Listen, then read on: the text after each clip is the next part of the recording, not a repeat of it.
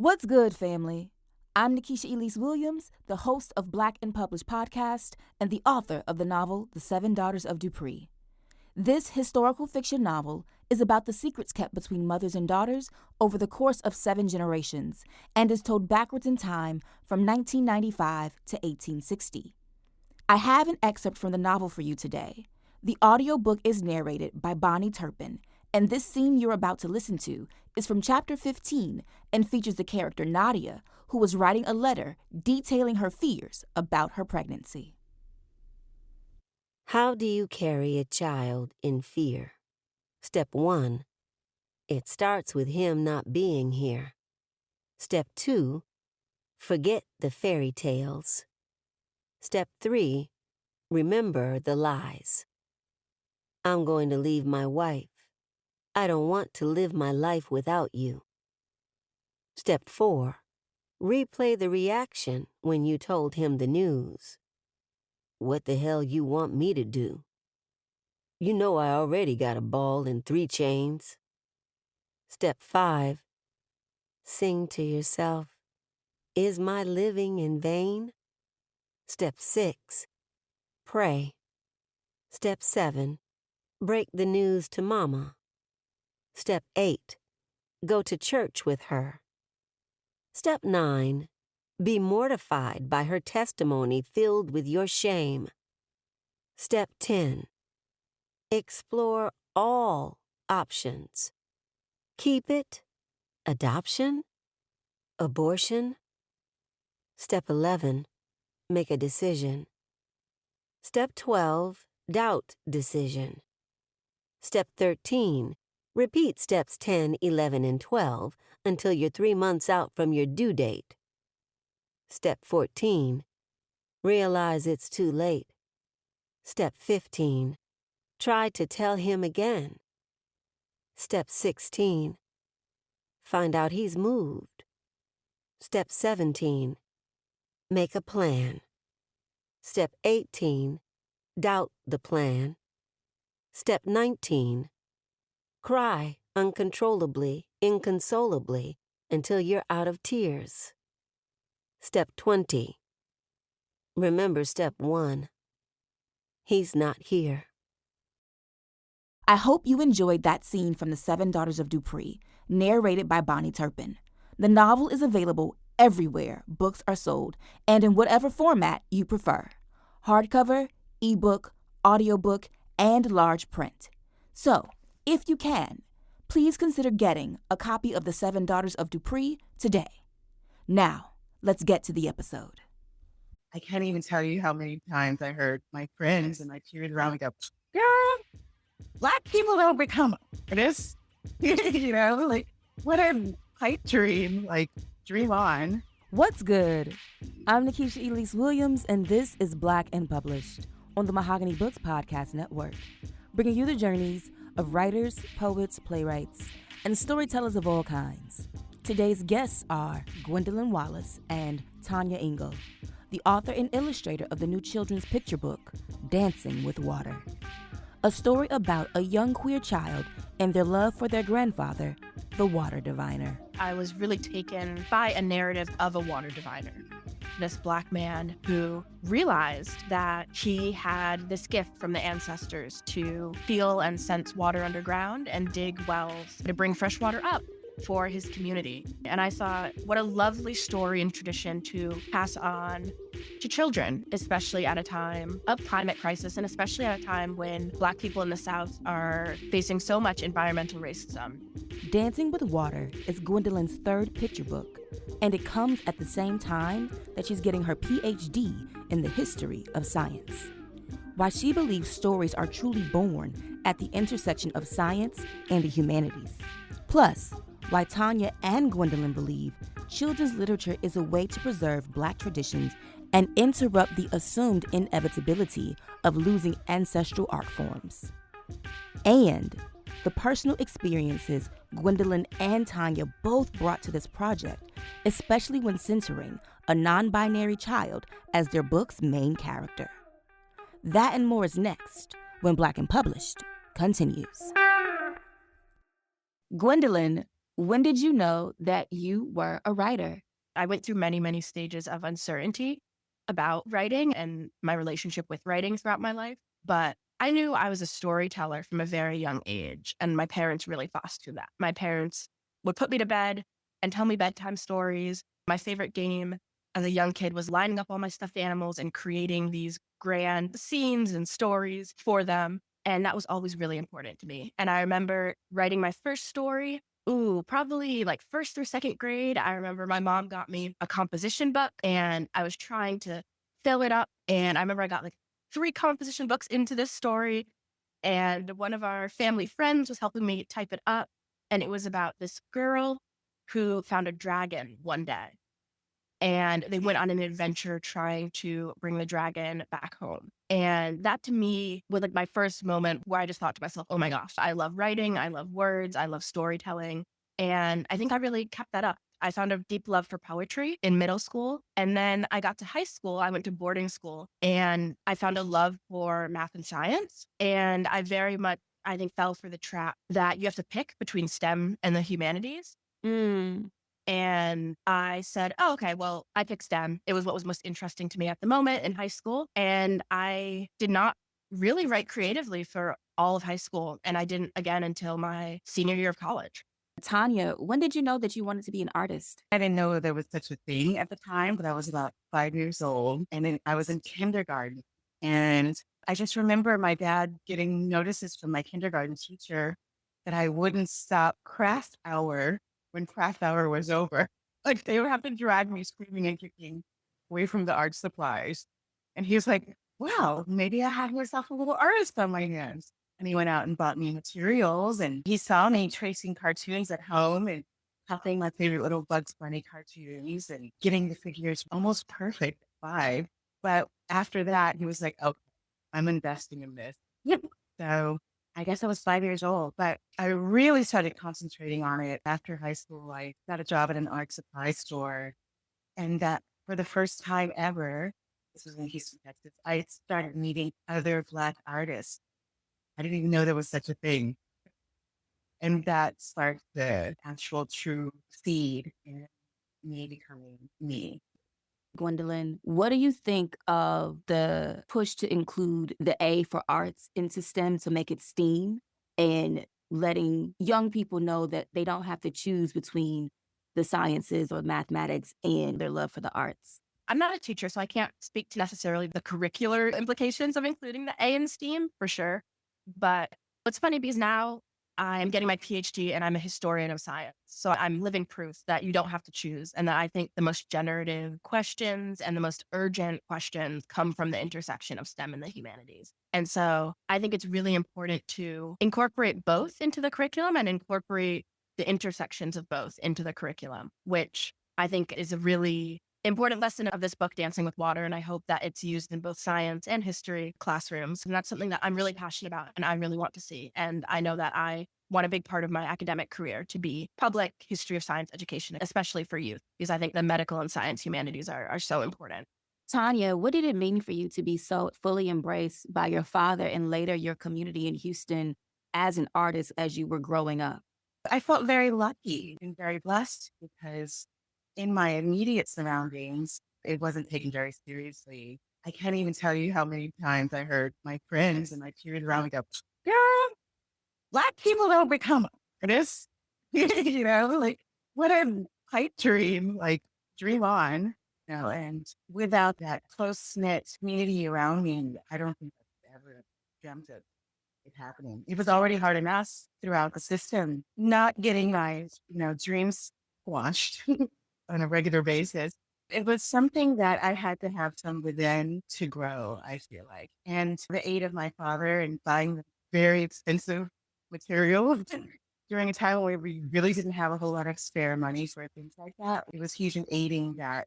Like, oh, if he believes in me enough to take a little saving and invest them in me, then I better believe in me too. So I just kept growing and exploring. He and my mom would put me in summer programs at the museum. I would literally be the only brown face in the entire building at time throughout the summer. And I would sit there and learn sculpting when my peers were, running the streets.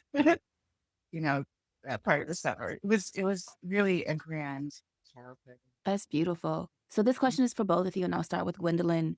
When did you begin to really go after the dream of writing? And Gwendolyn specifically, why for children? I got into publishing and writing children's books in a really, really unconventional way.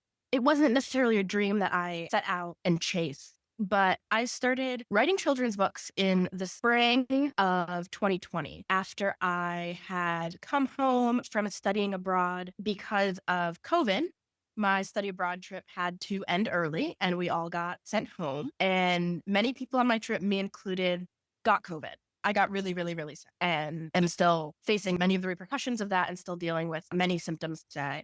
And I was back in my childhood bedroom. And so I think I just had a time to be still and reflect on my childhood in a way that I hadn't before. And the semester before, I had taken a early childhood education course as an elective. And so I was in my childhood bedroom, spring 2020, very sick, thinking about my childhood and also thinking about the semester I just spent working in a kindergarten classroom because that was part of the course. And a big part of my job was reading a lot of children's fiction books, of course, for story time.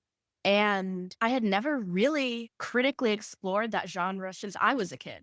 And in reading them, I thought, wow, what an amazing vehicle to impart lessons, to begin a line of questioning, to open children's eyes to different experiences. And I saw so many conversations that the kids were having in the classroom that weren't reflected in children's books. And so it was a moment of saying, I really feel like there's a gap here and a gap that maybe I could fill with my experiences and my knowledge as somebody who is studying history, especially Black history, and also cares really deeply about children, childhood, and how to teach children accurate and inclusive histories.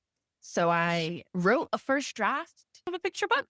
And I didn't really think it was going to go anywhere. I thought this was just a fun activity to fill time as I was recovering. And then we got to about summer 2020. Like many people, I was gripped and constantly attached to my phone and the news, watching so many protests against police brutality and racial injustice. And publishing, like many other industries, I think had a moment of wanting to respond to this.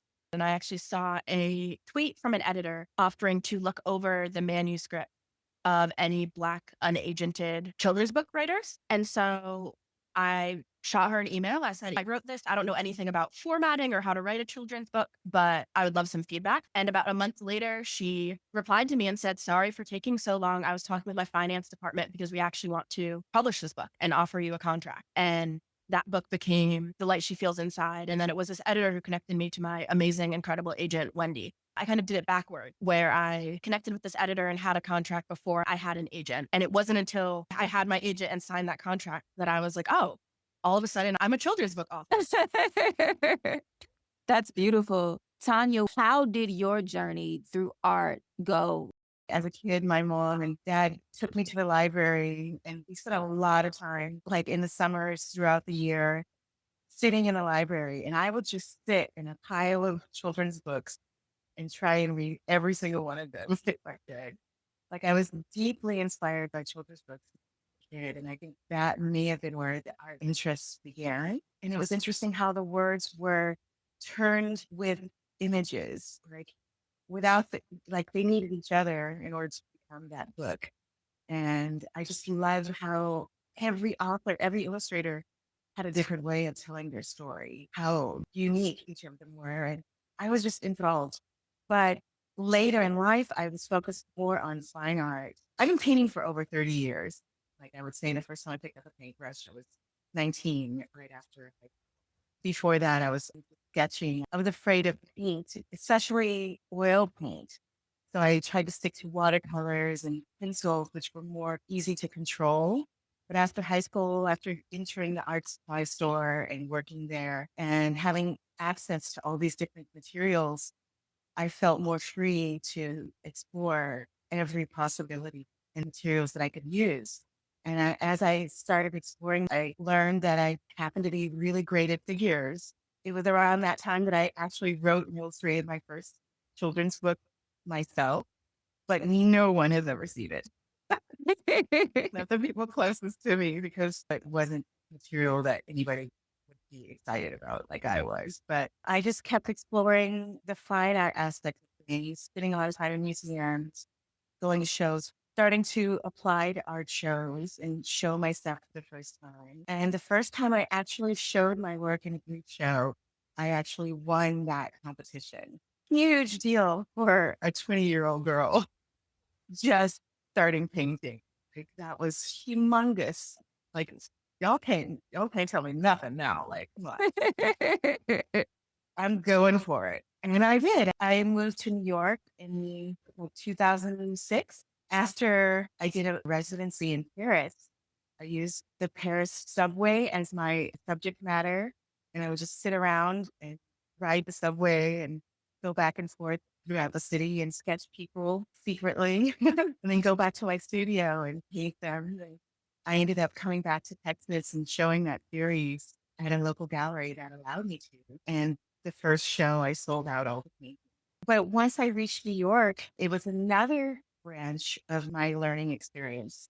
This is where I learned to sell my work to people and how to talk about my work out loud and explain what I'm doing, the material that I'm using, emotionally, how I'm connected to it, what I was thinking of when I was doing it.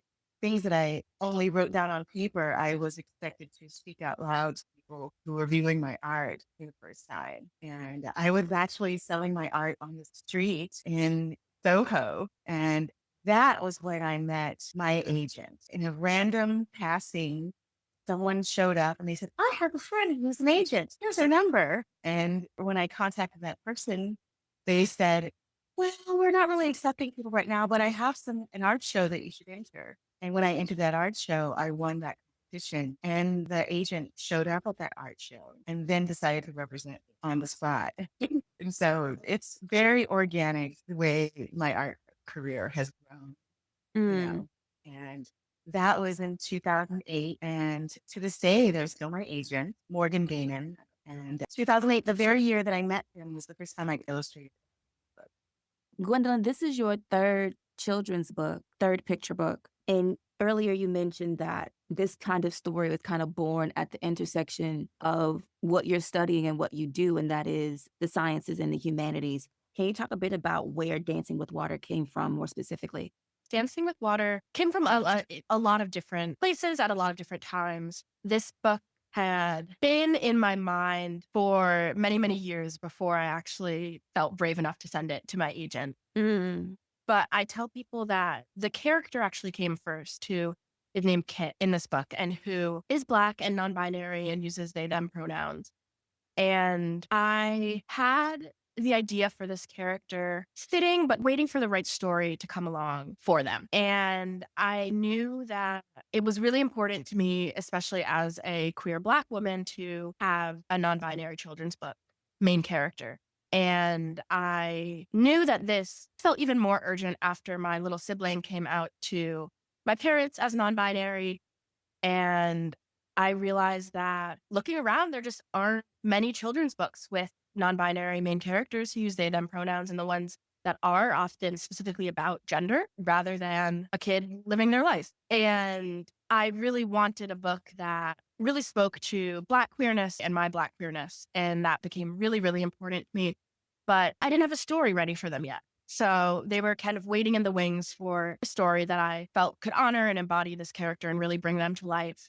And I was reading for my academic work at the time a book called Working the Roots: Over 400 Years of Traditional African American Healing by Michelle Lee. And in that book, I was really taken by a narrative of a water diviner. And I had never heard of this tradition.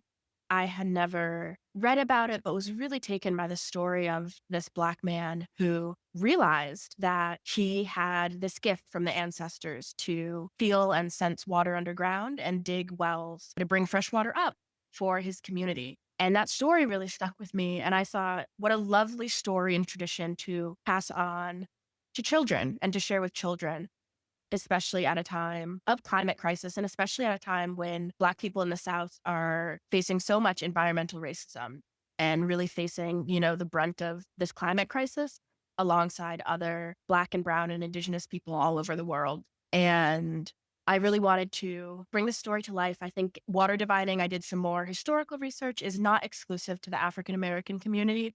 But to me, it took on a really special tenor when set in a community in the Black South, like where my family's from in the Carolinas, where land is constantly being bought by developers and hotels and resorts and golf courses. And water is becoming a really urgent issue for communities that used to rely on fishing and water for a lot of spiritual tradition. And I knew that this was the perfect story for the character that would become Kit, just because of the ways that Black queer writers have written about their queerness alongside the environment and especially alongside water.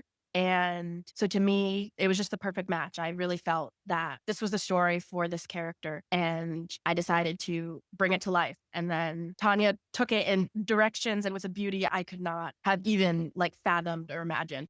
Tonya, how did you come onto this project and what did it mean to you to illustrate this story? This project came to me at a time when a lot of stories were coming down the line all at once. I don't know what was going on. It was like the lottery. I won or something. And I had the opportunity to select which ones I wanted to do. And this was first and foremost to me. It felt like, oh, this is so close to home. There's so many things that touched my heart and felt so prepared. I raised that child. They were 4, and they told me they were a boy when they were 4. And I was like, all right then. And everyone supported that. And so I felt like see Naima through kids. and then there was the grandfather who was just like, I could see his face throughout reading the story for the first time. He was that character. He learned how to water divine living in Louisiana from our Indian ancestors. We have a lot of background there, and it's still close to the surface in places like Louisiana. And they were still practicing the art of water divining when my grandfather was growing up. And that was one of his side jobs, to go and find water. When he moved to Texas, he did a little bit of it, but he ended up doing other work. But as we were growing up and he was telling us stories of how he was able to do this period, we had a hard time understanding how on earth that could work. Like, what? You found water with a stick? Okay, Grandpa, another tall tale. Yeah. But in further investigation was a real thing. And the places where we spent our summers looked a lot like when you open the book, the pages of that book, with the community being really close-knit and being sort of a rural setting and the community leaning on each other in the way that the community did in this book. It just everything felt right. And it had to be me. And I had to do it justice, is how close I felt to every portion of this story. It seems like a perfect match between author and illustrator and story. So without further ado, Gwendolyn, can you read something from Dancing with Water so I can ask more questions about this beautiful, beautiful book? Yes, I will find a section to read. Dancing with Water, written by Gwendolyn Wallace and illustrated by Tonya Engel, is a children's picture book about a young non-binary child named Kit who goes along with their grandfather to pull up water from the ground. Over the course of the story, readers learn not just about the ancestral art of water divining, but also about the precarity of some communities' access to a vital human resource. Here's Gwen. I think I'm just going to read the first few pages, which I think sets the scene, and maybe for those who don't know about the traditions of water divining, I think maybe gives a little bit more context. Kit's grandfather is magic. He can feel weather in his bones, hear Kit's footsteps no matter how hard they try to creep up on him, and he seems to know all the people in town. But the most magical thing about Kit's grandfather is that he can dance with water. Once Kit was big enough to ride in Grandpa's truck, they started going with him to dig wells for people all over town. The wells brought clean water from the ground that people could use to cook and drink and wash and water plants. Kit would watch Grandpa get out of his truck and wander through a yard with his eyes closed, holding nothing but a tree branch in his hand. Grandpa danced over the land, swaying and spinning and swinging his branch, as his dark, dark skin sparkled in the sunlight. After digging a small hole and setting up the well, Grandpa would lean back and wait and wait and wait. Thank you. What I noticed as you were reading, Tonya was opening the book and flipping to the pages, the abundant use of the color blue. And so I want to start with you, Tonya. I know you said you were right by the ocean. The ocean is known for the color blue. We're also talking about water. Gwendolyn, your dedication is to the ancestors in part. And then there's many uses of the color blue in African traditions, African American traditions, spiritual traditions, no matter what religion you practice, but also specifically thinking about African traditional religions. Tonya, was all of that in your mind as you came to illustrate this book with those brilliant, brilliant blues, from the water to the truck to some of the houses in the neighborhood? Whenever I do a book, I do a lot of research. And when I was researching images of the South, pickup trucks in this typical shade of blue. And my grandfather had a truck exactly that truck. He tooled around town in for years.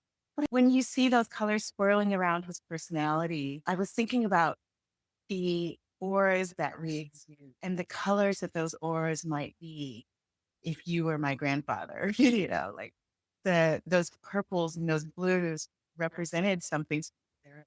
Like the purple was his royalty and our heritage, and the blue was his inner strength to me, like very masculine but quiet figure. Those are there often, but it's just perfect how it coincides with some of the shades of water. And there's a particular scene where Kit is coming back to their faith in what they're doing, where the colors are exuding from their head. And that was what I had in mind too, like mixing those auras and that strength. That's it. And the water and the movement of it outward and upward. That was very powerful. And I definitely wanted to create an emotion, those whirlings of colors and the combination of those purples. Gwendolyn, what is the significance of water to the Black queer community? I have learned so much, and I think I've drawn so much of my own beliefs and values and history from Black feminist writers like Audre Lorde, like June Jordan, like Gwendolyn Brooks, who is my namesake. And all of them, I think, have really beautiful pieces about water and how connected they feel to the water. Especially Audre Lorde has beautiful pieces about water as she is going through her cancer journey and thinking about the fluidity of her health, of her body, of her gender, of her sexuality, of her community, of connection with the ancestors. And I think that Black and Indigenous queer people have always really seen themselves in water, have really felt connected to water and to bodies of water. I know that's certainly a connection that I feel. And that history was really important to me. Kids might not get that in this book necessarily, but I hope that finding strength in something that is so fluid, that is ever moving, that is so life-giving, is a connection to queerness that the kids who read this keep with them in their heart.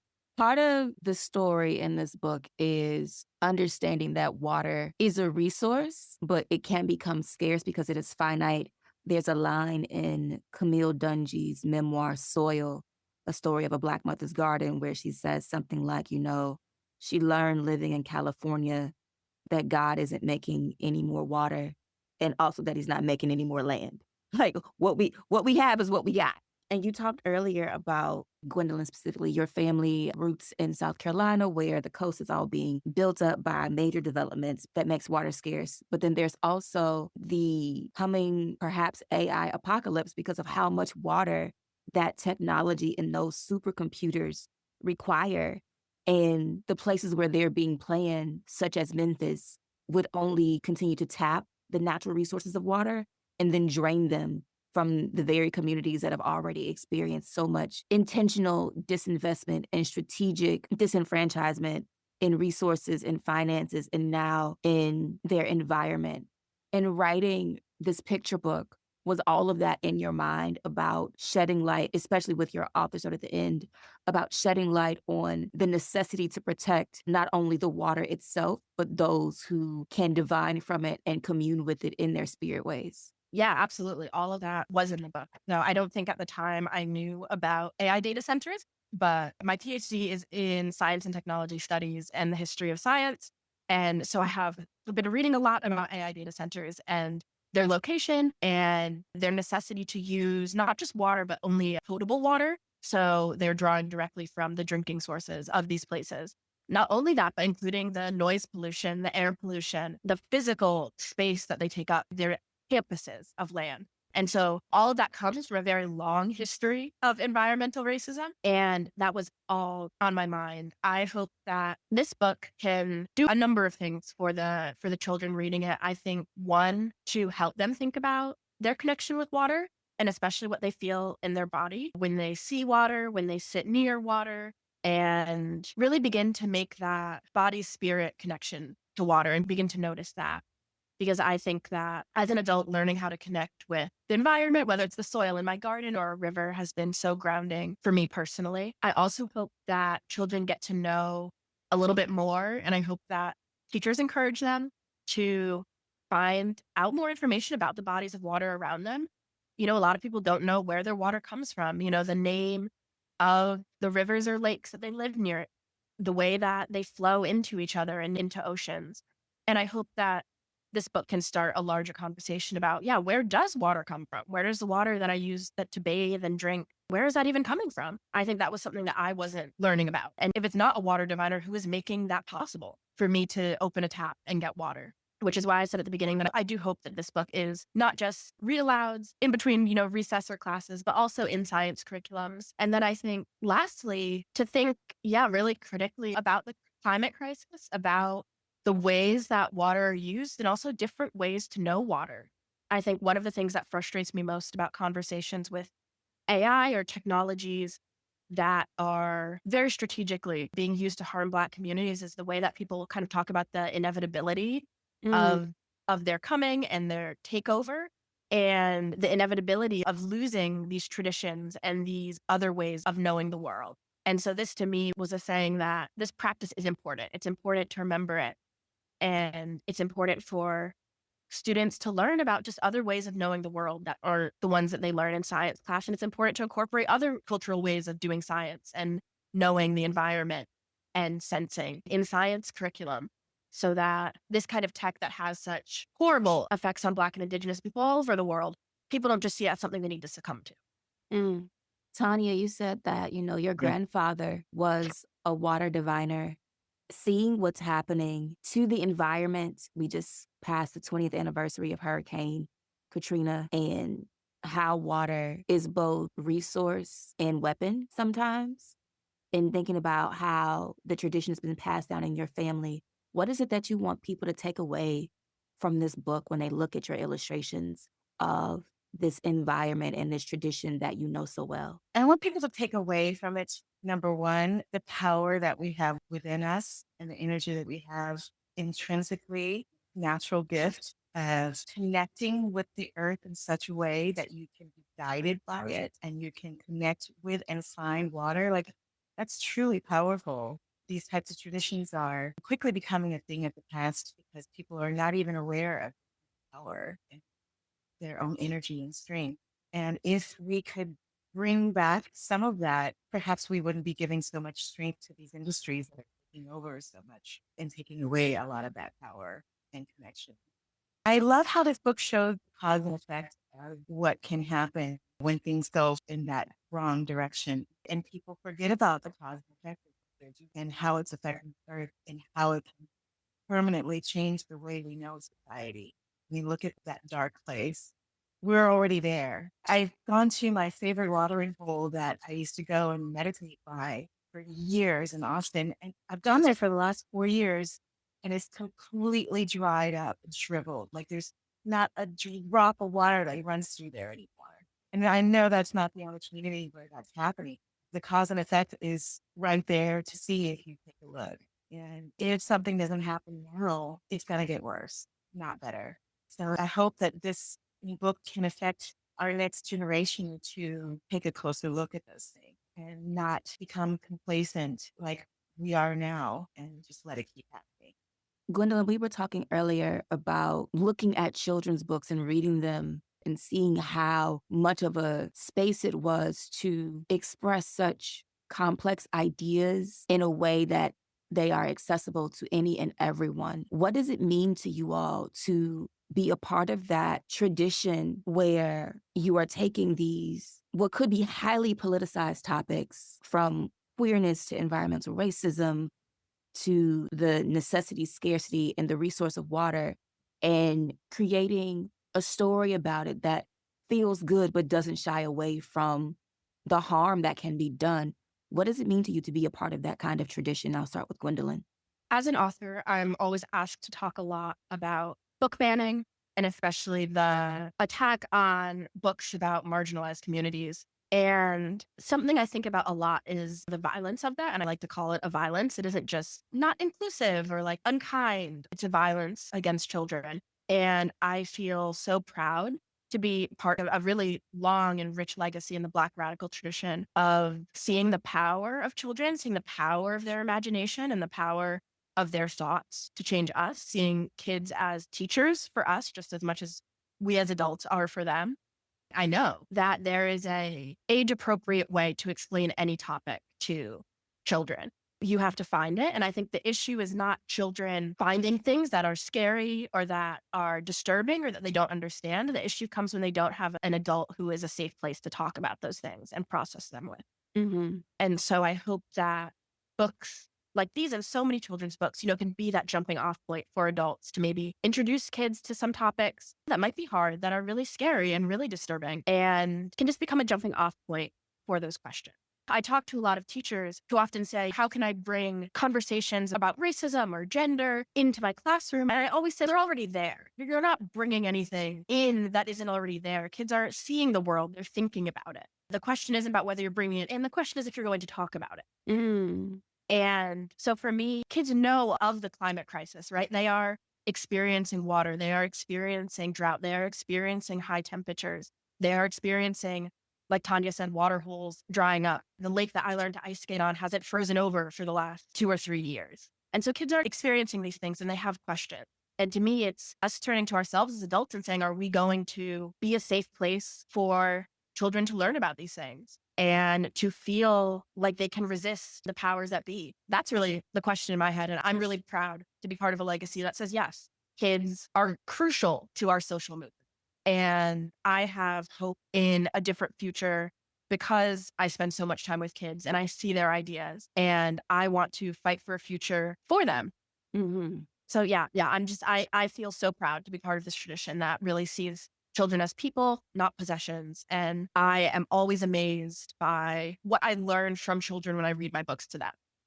That's awesome, Tonya. I think storytelling, first of all, as a tradition has been a really integral part in all histories, but especially in Africa. And I am. What's going on, family? This is Derek Young and Ramonda Young, owners of both Mahogany Books and the Mahogany Books Podcast Network. We really want to thank each and every one of you for listening to this episode. And if you enjoyed what you just heard, drop us a review and rate us on whatever platform you download podcasts on. We truly appreciate each and every one of you for supporting us and making us your go-to for Black books. And we look forward to connecting with you all sometime in the future. Thank you again, fam. And always remember, Black books matter.